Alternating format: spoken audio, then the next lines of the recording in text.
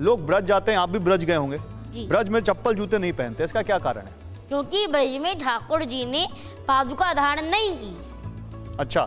जब गोपाष्टमी के दिन ठाकुर जी पहली बार गैया चराने जा रहे थे, तब माता यशोदा ने उनके लिए पादुका बना करके दी। जब ठाकुर जी ने देखा कि गैया ने पादुका नहीं पहनी गई, तब ठाकुर जी ने यशोदा मैया से कहा, मैया इनके लिए भी पादुका बना करके दो। यशोदा माता कहती है, दादा इनके लिए तो कोई पादुका बनाता ही ना है। फिर ठाकुर जी ने भी अपनी पादुका त्याग दी। ठाकुर जी ने पूरे ब्रज में अपनी पादुका धारण नहीं की। ब्रज ही ऐसा स्थान है जहाँ पर ठाकुर जी ने पादुका धारण नहीं की, तो मुझे लगता है किसी को भी नहीं करनी चाहिए। आप भी नहीं करते होंगे? नहीं। अच्छा माधव, 4 युग हम सबको पढ़ाए गए और कलयुग में हम हैं इस वक्त, सबसे श्रेष्ठ युग कौन सा है?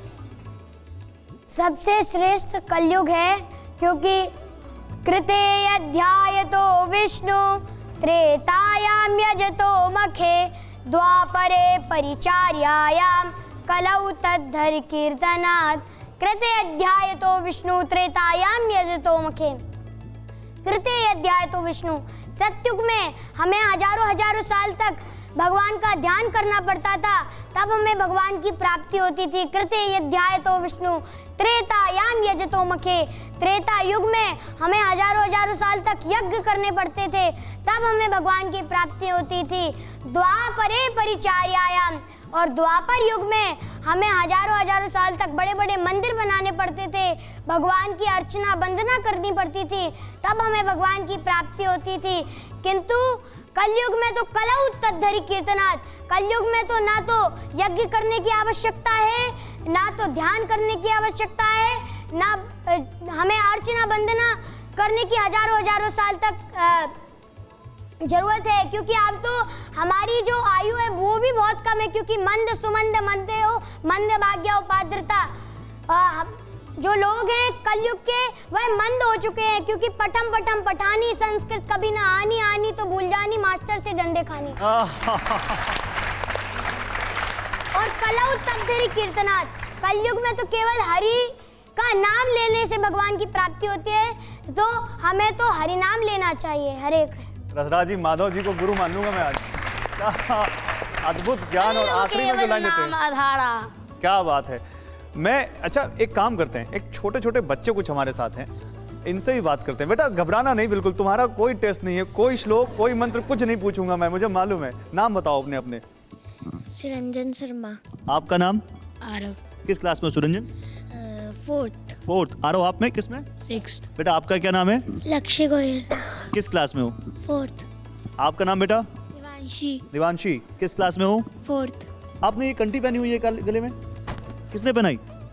दादी ने। दादी ने। आपका क्या नाम बेटा? आद्या। आद्या। आपका नाम बेटा? अवनी वशिष्ठ। अवनी। अवनी, ये जो भैया लोग बैठे हैं इनकी बात समझ में आ रही है? हाँ जी। क्या कह रहे हैं? कैसा लग रहा है यहाँ पे आके? अच्छा लगा। हमारा स्टूडियो कैसा लगा आपको? अच्छा लगा। अच्छा लगा। और ये जो भैया लोग बैठे हैं ये कैसे लग रहे हैं? अच्छे लग रहे हैं। अच्छे लग रहे हैं। तो ये क्या कह रहे हैं? कह रहे हैं मंत्र पढ़ो, पिज्जा ना खाओ, चॉकलेट ना खाओ। करोगे आप ऐसा? आप करोगे ऐसा?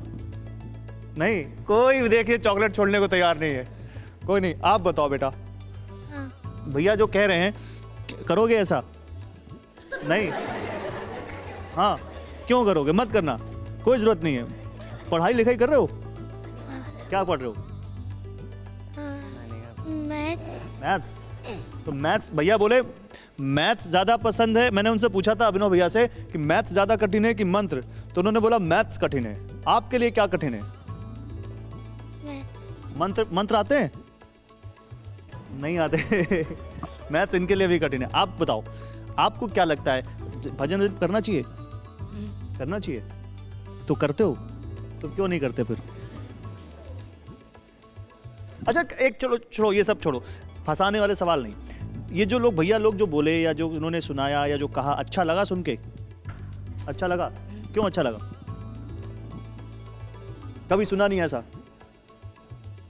तुम बोलोगे सुरंजन? अच्छा लगा? क्यों अच्छा लगा? अरे कोई तो बोल दो। चलो कोई बात नहीं, ठीक है। इनके अपने गोल्स हैं, उनके अपने गोल्स हैं, लेकिन इन दोनों को कंपेयर नहीं कर सकते शास्त्री जी। इन दोनों को तो बिल्कुल कंपेयर नहीं करना चाहिए और किसी को भी इन बच्चों पर भी सवाल नहीं उठाना चाहिए।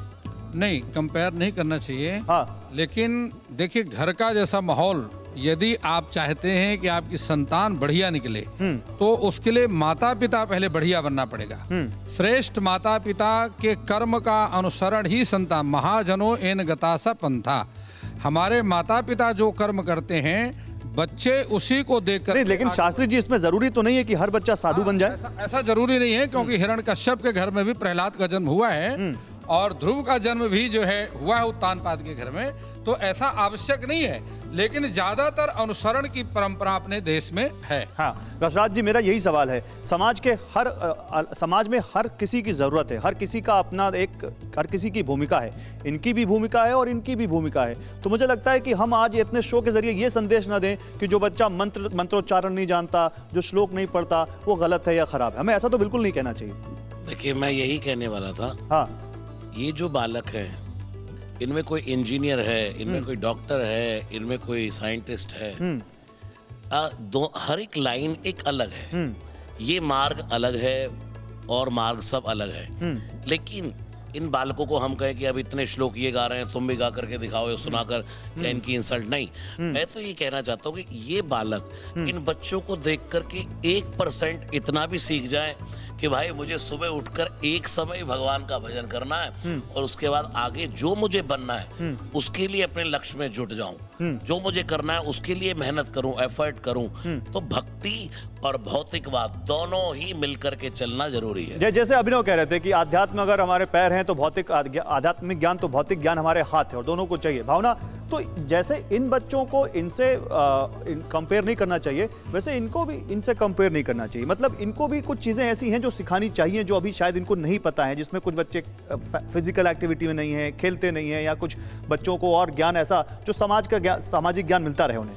देखिए, वो तो जाहिर सी बात है, ये सारे बच्चे जिस तरह से जो यजुर्वेद पढ़ रहा है, कोई सामवेद पढ़ रहा है, लेकिन उसके साथ साथ वो अपनी एकेडमिक्स भी कर रहे हैं, अपनी शिक्षा भी ले रहे हैं। लेकिन मुझे लगता है कि आप श्रीमद् भागवत की अगर हम बात करें या श्रीमद् भागवतम की हम बात करें, तो जब आप श्लोकों को पढ़ते हैं तो चाहे इन बच्चों की बात हो चाहे इन बच्चों की बात हो, बहुत ज़्यादा ज़रूरी है प्रैक्टिकल एप्लीकेशंस का होना। यानी कि आपने एक किसी भी ग्रंथ को पढ़ लिया और वो पढ़ के आपके सिर्फ दिमाग में है, उतना काफ़ी नहीं है। मुझे लगता है कि उसका प्रैक्टिकल एप्लीकेशन आपको निजी जीवन में ज़रूर होना चाहिए, क्योंकि सनातन की बात करें चाहे श्रीमद् भगवत की बात करें, वो एक लाइफस्टाइल है, वो एक आचरण है जो आप धारण करते हैं। इसका एक तर्क से मैं एग्जाम्पल दूँ तो एक बच्चा सोचता है मैं कल उठ के 5 बजे उठूँगा, एंड देन यानी कि आपकी जो बुद्धि है वो आपके शरीर के अकॉर्डिंगली नहीं चलनी चाहिए, आपका शरीर जो है वो आपकी बुद्धि के हिसाब से चलना चाहिए। तो कहीं ना कहीं पे ये थॉट प्रोसेस बहुत ज़्यादा ज़रूरी है और वो ठीक है, स्पिरिचुअलिज्म के कांटेक्ट में आने से ही जो बोल रहे हैं आपको उसका मतलब भी पता होना चाहिए। ठीक है, बहुत अच्छी बात कही आपने।